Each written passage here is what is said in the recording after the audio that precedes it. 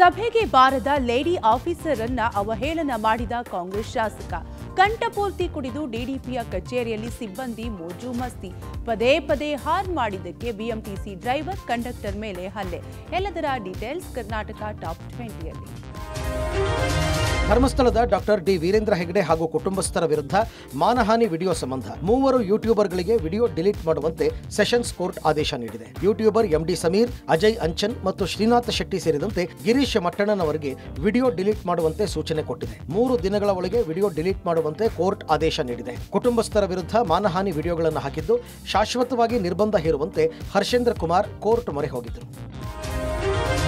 Renukaswamy murder ಕೇಸ್ನಲ್ಲಿ ಜೈಲು ಸೇರಿರುವ ದರ್ಶನ್ಗೆ ವಿಶೇಷ ಸೌಕರ್ಯ ನೀಡುವ ಸಂಬಂಧ ಕಾನೂನು ಸೇವಾ ಪ್ರಾಧಿಕಾರ ಪರಿಶೀಲನೆ ನಡೆಸಿದೆ. ಪರಪ್ಪನ ಅಗ್ರಹಾರ ಜೈಲಿಗೆ ಖುದ್ದು ಪ್ರಾಧಿಕಾರದ ಕಾರ್ಯದರ್ಶಿ ದರ್ಶನ್ ಇರುವ ಕೋಣೆಯನ್ನು ಪರಿಶೀಲನೆ ಮಾಡಿದ್ದಾರೆ. ದರ್ಶನ್ ಇರೋ ಬ್ಯಾರಕ್ಗೆ ಭೇಟಿ ನೀಡಿದ ಅಧಿಕಾರಿಗಳು ದರ್ಶನ್ ಹೇಳಿಕೆ ಕೂಡ ದಾಖಲು ಮಾಡಿದ್ದಾರೆ. ಈ ಸಂದರ್ಭದಲ್ಲಿ ದರ್ಶನ್ ತನ್ನ ಸಮಸ್ಯೆಗಳನ್ನು ಸೇವಾ ಪ್ರಾಧಿಕಾರದ ಮುಂದೆ ಹೇಳಿಕೊಂಡಿದ್ದಾರೆ. ಬಳಿಕ ಜೈಲಾಧಿಕಾರಿಗಳ ಬಳಿಯಲ್ಲಿಯೂ ಹೇಳಿಕೆ ದಾಖಲು ಮಾಡಿದ್ದು ಇಂದು ಕೋರ್ಟ್ಗೆ ವರದಿ ಸಲ್ಲಿಕೆ ಮಾಡಿದ್ದಾರೆ. ಇನ್ನು ಬೆನ್ನು ನೋವಿಗೆ ಮತ್ತೆ ಜೈಲಲ್ಲಿ ದರ್ಶನ್ ಚಿಕಿತ್ಸೆ ಪಡೆದಿರುವುದಾಗಿ ಗೊತ್ತಾಗಿದೆ.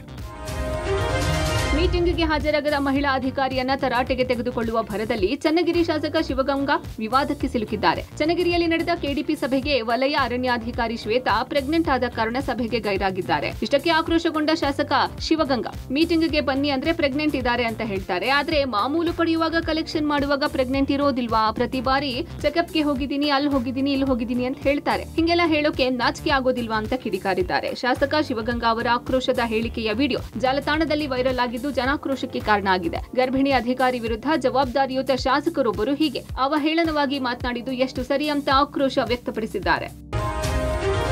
ಸುಶಿಕ್ಷಿತ ಸಮಾಜ ಕಟ್ಟುವ ಹೊಣೆ ಹೊತ್ತ ಡಿಡಿಪಿಐ ಕಚೇರಿಯಲ್ಲೇ ಸಿಬ್ಬಂದಿಯಿಂದ ಎಣ್ಣೆ ಪಾರ್ಟಿ ನಡೆದಿರುವ ಆರೋಪ ಚಿತ್ರದುರ್ಗದಲ್ಲಿ ಕೇಳಿಬಂದಿದೆ. ಕಚೇರಿಯ ಸಿಬ್ಬಂದಿಯೋರ್ವ ಹೊಸ ಕಾರು ಖರೀದಿಸಿರುವ ಹಿನ್ನೆಲೆ ಚಿತ್ರದುರ್ಗ ಡಿಡಿಪಿಐ ಕಚೇರಿಯಲ್ಲೇ ಎಣ್ಣೆ ಪಾರ್ಟಿ ನಡೆಸಿರುವ ವಿಡಿಯೋ ವೈರಲ್ ಆಗಿದೆ. ಈ ವೇಳೆ 20 ಲೀಟರ್ನ ವಾಟರ್ ಕ್ಯಾನ್ಗೆ ಉಪನಿರ್ದೇಶಕರ ಕಾರಿನ ಚಾಲಕ ರವಿ ಮದ್ಯ ಬೆರೆಸಿದ್ದು ಇನ್ನಿತರೆ ಸಿಬ್ಬಂದಿ ಇದು ಅಯ್ಯಪ್ಪ ಸ್ವಾಮಿಗೆ ಬಂಗಾರ ಹೋಗುವಂತಾಗಿದೆ ಅಂತ ಸಂಭಾಷಣೆ ನಡೆಸಿದ್ದಾರೆ. ಡಿಡಿಪಿಐ ಕಚೇರಿಯಲ್ಲೇ ಸಿಬ್ಬಂದಿ ಕುಡಿದು ಮೋಜು ಮಸ್ತಿ ಮಾಡಿರೋ ವಿಡಿಯೋ ವೈರಲ್ ಆದ ಪರಿಣಾಮ ಜಿಲ್ಲೆಯಾದ್ಯಂತ ಭಾರಿ ಜನಾಕ್ರೋಶ ವ್ಯಕ್ತವಾಗಿದೆ. ಪದೇ ಪದೇ ಹಾರ್ನ್ ಮಾಡ್ತಾ ಇದ್ರು ಅಂತ ಆರೋಪಿ ಬಿಎಂಟಿಸಿ ಬಸ್ ಚಾಲಕ ಹಾಗೂ ಕಂಡಕ್ಟರ್ ಮೇಲೆ ಯುವಕರ ಗುಂಪು ಹಲ್ಲೆ ಮಾಡಿದ ಘಟನೆ ಬೆಂಗಳೂರು ಹೊರವಲಯದ ಚಿಕ್ಕ ಗೊಲ್ಲರಹಟ್ಟಿಯಲ್ಲಿ ನಡೆದಿದೆ.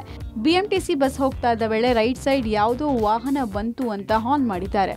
ಈ ವೇಳೆ ಆಟೋದವರು ಪಾಸ್ ಆಗಿದ್ದಾರೆ. ಬಸ್ನವರು ನಮಗೆ ಹಾರ್ನ್ ಮಾಡಿದ್ದಾನೆ ಅಂತ ಆಟೋದಲ್ಲಿ ಫಾಲೋ ಮಾಡ್ಕೊಂಡು ಬಂದ ಯುವಕರು ಬಸ್ಸನ್ನು ಅಡ್ಡಗಟ್ಟಿ ಡ್ರೈವರ್ ಹಾಗೂ ಕಂಡಕ್ಟರ್ ಮೇಲೆ ಹಲ್ಲೆ ನಡೆಸಿದ್ದಾರೆ ಅಂತ ಪ್ರತ್ಯಕ್ಷದರ್ಶಿಯೊಬ್ಬರು ಮಾಹಿತಿ ಕೊಟ್ಟಿದ್ದಾರೆ. ಸದ್ಯ ಈ ಬಗ್ಗೆ ಬ್ಯಾಡ್ರಹಳ್ಳಿ ಪೊಲೀಸ್ ಠಾಣೆಯಲ್ಲಿ ಪ್ರಕರಣ ದಾಖಲಾಗಿದ್ದು ಆರೋಪಿಗಳ ಪತ್ತೆಗೆ ಪೊಲೀಸರು ಬಲೆ ಬೀಸಿದ್ದಾರೆ. ಹಾಸ್ಟೆಲ್ಗಳಲ್ಲಿ ವಿದ್ಯಾರ್ಥಿಗಳಿಗೆ ಗುಣಮಟ್ಟದ ಆಹಾರ ನೀಡಬೇಕೆಂದು ಸರ್ಕಾರ ಸಾಕಷ್ಟು ಯೋಜನೆಗಳನ್ನ ರೂಪಿಸಿದೆ. ಆದರೆ ಸ್ಥಳೀಯ ಅಧಿಕಾರಿಗಳ ನಿರ್ಲಕ್ಷ್ಯದಿಂದ ಹಾಸ್ಟೆಲ್ನಲ್ಲಿ ವಿದ್ಯಾರ್ಥಿಗಳು ಹುಳು ಬಿದ್ದ ಆಹಾರ ಸೇವಿಸಬೇಕಾದ ಪರಿಸ್ಥಿತಿ ಬಂದೊದಗಿರುವುದು ನಿಜಕ್ಕೂ ವಿಪರ್ಯಾಸವಾಗಿದೆ. ಇದಕ್ಕೆ ನಿದರ್ಶನ ಎಂಬಂತೆ ಬಳ್ಳಾರಿ ನಗರದ ಅಂಬೇಡ್ಕರ್ ವಸತಿ ನಿಲಯದ ಹಾಸ್ಟೆಲ್ನಲ್ಲಿ ಕಳಪೆ ಆಹಾರ ಪೂರೈಕೆಯಾಗ್ತಿರೋದು ವಿದ್ಯಾರ್ಥಿಗಳ ಆಕ್ರೋಶಕ್ಕೆ ಕಾರಣವಾಗಿದೆ. ಸುಮಾರು 200ಕ್ಕೂ ಹೆಚ್ಚು ವಿದ್ಯಾರ್ಥಿಗಳು ಈ ಹಾಸ್ಟೆಲ್ನಲ್ಲಿ ಇದ್ದು ಇಲ್ಲಿ ನಿತ್ಯ ಹುಳು ಬಿದ್ದ ಆಹಾರವನ್ನೇ ತಿನ್ನಬೇಕಾದ ಪರಿಸ್ಥಿತಿ ಇದೆ. ಈ ಬಗ್ಗೆ ಅಧಿಕಾರಿಗಳ ಗಮನಕ್ಕೆ ತಂದರೂ ನಿಗಾ ವಹಿಸದೆ ಕೊಟ್ಟಿದ್ದನ್ನ ತಿನ್ನಿ ಅನ್ನೋ ದುರ್ವರ್ತನೆ ತೋರ್ತಾ ಇದ್ದಾರೆ. ಇದಿಷ್ಟು ಮಾತ್ರವಲ್ಲದೆ ವಿದ್ಯಾರ್ಥಿ ನಿಲಯದಲ್ಲಿ ಸರಿಯಾದ ಮೂಲ ಸೌಲಭ್ಯ ಇಲ್ಲದೆ ವಿದ್ಯಾರ್ಥಿಗಳು ಪರದಾಡಬೇಕಾದ ಪರಿಸ್ಥಿತಿ ಇದೆ. ಈ ಬಗ್ಗೆ ಹಾಸ್ಟೆಲ್ ವಾರ್ಡನ್ ಹಾಗೂ ಸಂಬಂಧಪಟ್ಟ ಅಧಿಕಾರಿಗಳ ಗಮನಕ್ಕೆ ತಂದ್ರೆ ಉಡಾಫೆ ಉತ್ತರ ನೀಡಿ ವಿದ್ಯಾರ್ಥಿಗಳ ಸಾಗಿ ಹಾಕುವ ಕೆಲಸ ಮಾಡ್ತಿದ್ದಾರೆ. ಇತ್ತ ಸರಿಯಾದ ಆಹಾರ, ಮೂಲ ಸೌಲಭ್ಯವೂ ಇಲ್ಲದೆ ಹಾಸ್ಟೆಲ್ ವಿದ್ಯಾರ್ಥಿಗಳ ಪರಿಸ್ಥಿತಿ ಅತಂತ್ರವಾಗಿದೆ. 60 ವರ್ಷಗಳಿಂದ ಸರ್ಕಾರಿ ಸ್ಮಶಾನವಾಗಿದ್ದ ಜಾಗವನ್ನ ಇದೀಗ ಮುಸ್ಲಿಂನ ಮಕಾನ್ ಅಂತ ಮಾಡಲಾಗಿದೆ. ಮಂಡ್ಯದ ಹೊಸ ಬೂದನೂರು ಗ್ರಾಮದಲ್ಲಿ ಕಳೆದ 1963ರಿಂದ 2017ರವರೆಗೆ ಸರ್ವೆ ನಂಬರ್ 313ರಲ್ಲಿ 1 ಎಕರೆ 13 ಗುಂಟೆ ಜಾಗದಲ್ಲಿ ಹಿಂದೂಗಳಿಗಾಗಿ ಸ್ಮಶಾನ ಇತ್ತು. ಆದ್ರೆ 2017ರ ಬಳಿಕ ವಕ್ಫ್ ಬೋರ್ಡ್ ಆಸ್ತಿ ಇದಾಗಿದ್ದು ಈ ಜಾಗ ಇದೀಗ ಮುಸ್ಲಿಂ ಸಮುದಾಯದ ಸ್ಮಶಾನ ಆಗಿದೆ. ವಿಶೇಷ ಅಂದ್ರೆ ಈ ಊರಿನಲ್ಲಿ ಒಂದೇ ಒಂದು ಮನೆಯೂ ಮುಸ್ಲಿಂ ಸಮುದಾಯದವರು ಇಲ್ಲ. ಹೀಗಿದ್ರೂ ಮುಸ್ಲಿಂ ಸಮುದಾಯಕ್ಕೆ ಹಿಂದೂ ಸ್ಮಶಾನವನ್ನ ಬಿಟ್ಕೊಟ್ಟಿರೋದು. ಈ ಊರಿನಲ್ಲಿನ ಹಿಂದೂಗಳು ಸಾವನ್ನಪ್ಪಿದ್ದಾರೆ. ಹೂಳೋಕೆ ಸ್ಮಶಾನ ಇಲ್ಲದಂತಾಗಿದೆ. ಈ ಬಗ್ಗೆ ಸಚಿವರಿಗೆ, ಜಿಲ್ಲಾಡಳಿತಕ್ಕೆ, ಶಾಸಕರಿಗೆ ಹೇಳಿದ ವೇಳೆ ಇರುವ ಜಾಗದಲ್ಲಿ 24 ಗುಂಟೆ ಜಾಗವನ್ನ ಹಿಂದೂಗಳ ಸ್ಮಶಾನಕ್ಕಾಗಿ ಬಿಟ್ಟುಕೊಡಲಾಗಿತ್ತು. ಇದೀಗ ಮತ್ತೆ ಆ ಜಾಗದಲ್ಲಿ ಅಂತ್ಯ ಸಂಸ್ಕಾರಕ್ಕೆ ತಡೆ ಹಿಡಿಯಲಾಗಿದೆ. ಹೀಗಾಗಿ ಇದೀಗ ಹೊಸ ಬೂದನೂರು ಗ್ರಾಮಸ್ಥರು ಬೀದಿಗಿಳಿದು ಪ್ರತಿಭಟನೆ ನಡೆಸಿದ್ದಾರೆ. ನಾವು 2022ರ ಹಿಂದೆಯಿಂದನೂ ಇದೊಂದು ಹೋರಾಟ ಮಾಡ್ತಾ ಇದೀವಿ. ಬೂದನೂರು ಗ್ರಾಮದ ಸರ್ವೆ ನಂಬರ್ 313 1973ರಿಂದಲೂ ಸರ್ಕಾರಿ ಸ್ಮಶಾನ ಅಂತಿದ್ದು 2017ರಲ್ಲಿ ರಾತ್ರೋರಾತ್ರಿ ಬದಲಾವಣೆ ಆಗುತ್ತೆ. ಯಾವುದೇ ಗ್ರಾಮ ಪಂಚಾಯತಿಗೂ ತಿಳಿಸಿಲ್ಲ, ಮತ್ತೆ ಯಾವುದೇ ಗ್ರಾಮದ ಸಾರ್ವಜನಿಕರು ತಿಳಿದಿಲ್ಲ. ಏಕಾಏಕಿ ದಿಢೀರಂತ ಮಕಾನ್ ಅಂತ ಬದಲಾವಣೆ ಆಗುತ್ತೆ. ಮಲೆ ಮಹದೇಶ್ವರ ವನ್ಯಧಾಮದಲ್ಲಿ ದೈತ್ಯ ಹುಲಿ ಹತ್ಯೆ ಪ್ರಕರಣ ಸಂಬಂಧ ಹಸುವಿನ ಮಾಲೀಕ ಚಂದು ಸೇರಿ ಅಭಿಷೇಕ್ ಎಂಬುವನ್ನ ಬಂಧಿಸಲಾಗಿದೆ. ಹುಲಿ ಕೊಂದ ಪ್ರಕರಣದ ತನಿಖಾ ವರದಿ ನೀಡುವಂತೆ ಪಿಸಿಸಿಎಫ್ ಸ್ಮಿತಾ ಬಿಜ್ಜೂರನ್ನ ಸರ್ಕಾರ ನೇಮಕ ಮಾಡಿದೆ. ಹನೂರು ಪಟ್ಟಣದ ವಲಯ ಅರಣ್ಯಾಧಿಕಾರಿಗಳ ಕಚೇರಿಗೆ ಧಾವಿಸಿದ ಸ್ಮಿತಾ ಅವರನ್ನ ಆರೋಪಿಗಳ ಕುಟುಂಬಸ್ಥರು ಭೇಟಿಯಾಗಿ ಆರೋಪಿಗಳ ತಪ್ಪು ಕ್ಷಮಿಸುವಂತೆ ಅಳಲು ತೋಡ್ಕೊಂಡಿದ್ದಾರೆ. ಬಹುತೇಕ ಎಲ್ಲರೂ ಕೂಡ 30 ವರ್ಷಕ್ಕಿಂತ ಕಮ್ಮಿ ವಯಸ್ಸಿನವರು.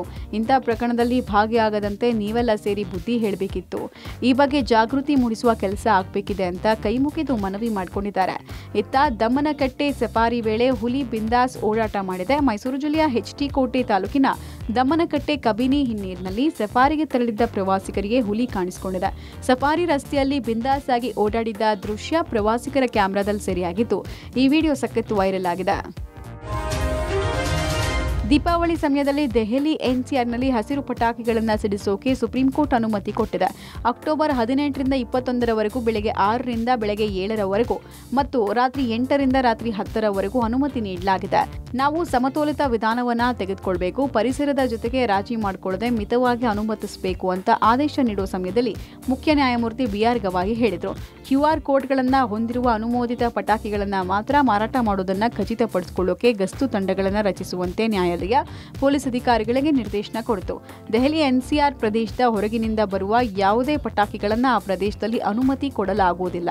ನಕಲಿ ಅಥವಾ ಅನಧಿಕೃತ ಪಟಾಕಿಗಳ ಮಾರಾಟಗಾರರು ಕಂಡುಬಂದರೆ ಅವರ ಪರವಾನಗಿಗಳನ್ನು ಅಮಾನತುಗೊಳಿಸುವಂತೆ ಸುಪ್ರೀಂ ಆದೇಶಿಸಿತು. ಈ ಹಿಂದೆ ದೆಹಲಿಯಲ್ಲಿ ಹಸಿರು ಪಟಾಕಿಯನ್ನ ಉತ್ಪಾದಿಸಬಹುದು, ಆದರೆ ಮಾರಾಟ ಮಾಡುವಂತಿಲ್ಲ ಅಂತ ಆದೇಶ ಕೊಟ್ಟಿತ್ತು.